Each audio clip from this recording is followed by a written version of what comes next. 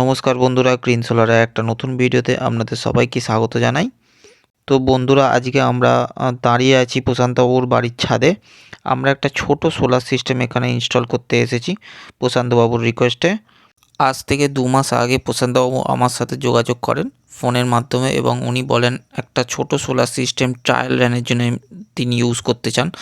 তো সেই জন্য বন্ধুরা আমরা এখানে একটা 100 ওয়াট পিকের প্যানেল ইউজ করছি বাড়ির সামনে, প্রশান্তবাবুর বাড়ির সামনে যে জায়গাটা আছে সেটা আলোকিত করার জন্য।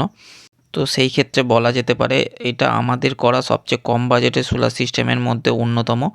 এত ছোট সোলার সিস্টেমটা ইউজ করার বেনিফিটটা কি? দেখুন, এখানে একটা ব্যাপার আছে যে এত ছোট সোলার সিস্টেম হলেও এর কিন্তু জেনারেশান ভালোই হবে এবং আপনার বাড়ির আশেপাশে এলাকা যেখানটা আপনি ইলেকট্রিক তার বা ওয়্যারিং টানতে পারবেন না, সেই সব পজিশানে কিন্তু এরকম ছোট সোলার সিস্টেম ইউজ করা যেতে পারে। এখানে প্রশান্তবাবুর বাড়িতে যে সোলার সিস্টেমটা ইউজ করা হয়েছে, তো এখানে ওনার বাড়ির সামনের যে পোর্শনটা আছে, বাইক রাখা হয় বা সাইকেল রাখা হয়, সেই পোর্শনটা ম্যাক্সিমাম টাইমই অন্ধকার হয়ে থাকে রাত্রিবেলা। তো সেই জায়গাটা আলাদা করে ইলেকট্রিক টেনে লাইন করাটা ওনার মনে হয় যে সেটা ভালো হবে না। সেই ক্ষেত্রে উনি একটা সোলার সিস্টেম একটা বসাচ্ছেন যেটা অটোমেটিক অন হবে, অফ হবে।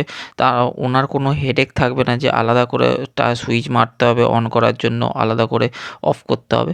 তো এখানে যেহেতু আপনাদের sensor system light, so solar যখন পাওয়ার পাবে না তখন অটোমেটিকলি অন হয়ে যাবে, আবার অটোমেটিকলি আপনার অফ হয়ে যাবে। এই সিস্টেমটা লাগানোর পর ওনার ইচ্ছা আছে একটা বড় সিস্টেম লাগিয়ে ওনার পুরো বাড়িটাই সেভ করার, ইলেকট্রিসিটি সেভ করার ওনার ইচ্ছা আছে। তো আগে উনি ট্রায়াল রান হিসাবে এটা ইউজ করতে চান।